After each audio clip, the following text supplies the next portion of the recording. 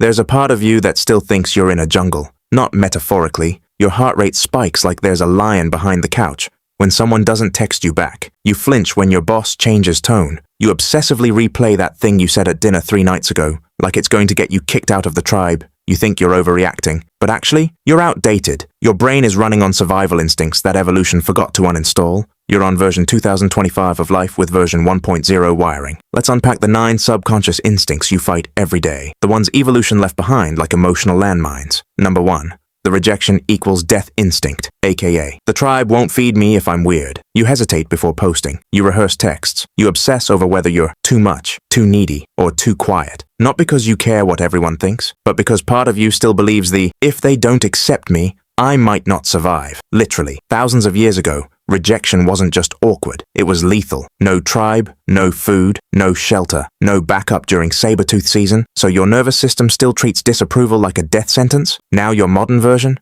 You apologize when you're not at fault. You shrink your opinions to avoid conflict. You mentally flog yourself after any moment of vulnerability. It's not insecurity, it's ancient programming. You weren't taught to people please. You were wired to not die alone in the forest. But here's the plot twist. There is no tribe fire to be banished from anymore. You can survive being misunderstood, and sometimes that's the price of authenticity. Number 2, the silent saboteur instinct, aka, let me just ruin this before it can ruin me. You finally meet someone who sees you. They text back. They're kind. They don't run from your weird, and yet you ghost them, or push them away, or pick a fight over something stupid like their typing style. Why? Because your brain confuses peace with setup. If you grew up expecting pain, then calm feels suspicious.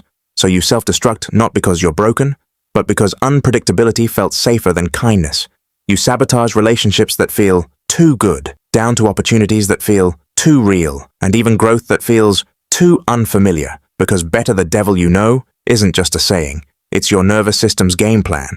But chaos doesn't mean comfort, and not every quiet moment is the start of an earthquake. Sometimes it's just quiet, and you're allowed to let good things stay. Number 3, the over-apology reflex, aka, I'm sorry for existing. Please don't exile me. You bump into someone? You say sorry. They bump into you? You say sorry. You express a feeling? Sorry. A need? Sorry. An opinion? Sorry. Sorry. Sorry. You're not weak. You're just trying to be safe. See, when expressing needs historically got people hurt, punished, or abandoned, your body learns. Silence equals safety. So instead of saying, that hurt my feelings, I need space, I deserve better, you'd rather say, I'm sorry, it's stupid. Forget I said anything, but you're not too much. You're just afraid that being seen will cost you everything. Here's the truth, no one told you. You can be safe and seen at the same time, and not every boundary has to come with a disclaimer. Number 4, the scan for danger instinct. This is also known as the room is too quiet, so something must be wrong. You enter a space and immediately assess. Who's upset? Who's lying? Who's secretly judging me? You're not dramatic, you're vigilant. Back when social tension could signal betrayal or attack, your body adapted. Scan constantly, trust slowly, stay alert. Modern you still does that, even in rooms full of friends, even on dates, even in your own home. So you never really rest, because part of you believes that if you relax, you'll miss the moment everything falls apart. You're exhausted, not because you're doing too much, but because your system never got permission to power down. Rest isn't laziness, it's rebellion against a survival loop that forgot how to stop. Number 5, the memory minefield,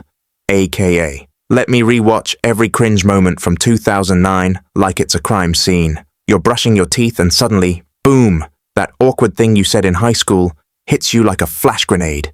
You cringe, you blush, you spiral again. Why? Because shame was once your brain's learning software. You embarrassed yourself in the tribe. You remembered forever, so you'd never risk exile again. That social trauma got encoded like trauma. Now you can't sleep because of something from a decade ago. You rehearse conversations that already happened. You punish yourself with memories like they're warnings from the gods. But here's the kicker. Your brain doesn't know time. To your brain, that moment isn't in the past, it's right now. And you keep bleeding from wounds that aren't even open anymore. It's okay to forgive the past version of you. They were learning how to survive a world no one trained them for. Number 6, the shapeshift reflex, aka, I'll be whatever you need, so I don't get abandoned. You walk into a room and instinctively ask, what version of me do they need right now? You become funny in groups, quiet around authority, cool with things you're actually not okay with. It's not fake, it's survival through adaptation. Chameleoning kept you included. Being agreeable was currency, but now, you can't even remember who you are when no one's looking. You fear that if you ever stop being useful, funny, chill, or perfect, they'll leave. But you're not loved for your masks. You're loved despite them. Or not at all. Either way, you deserve to stop performing your worth.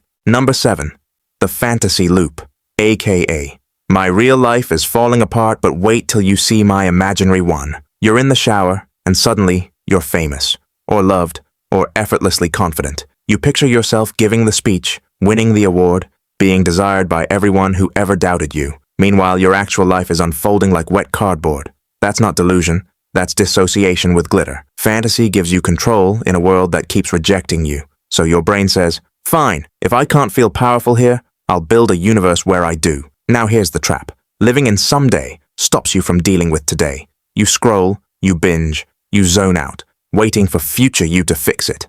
But that future version only exists if you start small today. Even if it's ugly, even if you're scared, even if you cry through it, escaping isn't wrong.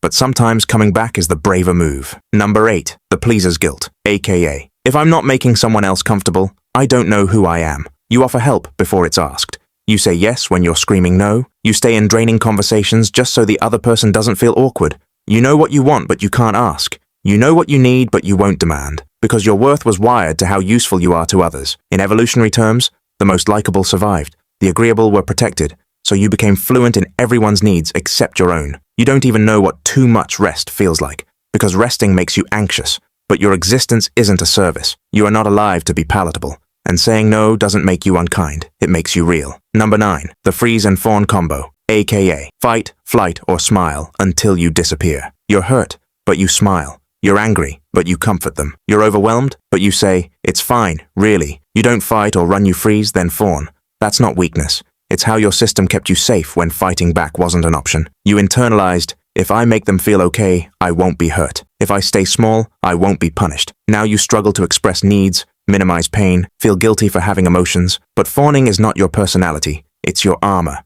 And maybe, just maybe, you're allowed to take it off now. You are not broken. You are not lazy. You are not too emotional. You are not overthinking everything.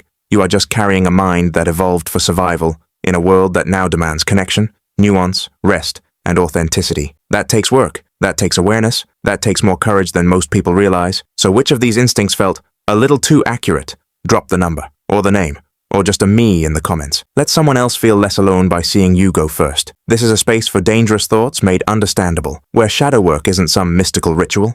It's naming the thing that's been silently running your life. Hit subscribe if you want more of that. Next time we're talking about the lies anxiety whispers when you're falling asleep. Until then, breathe deep. You're not too much.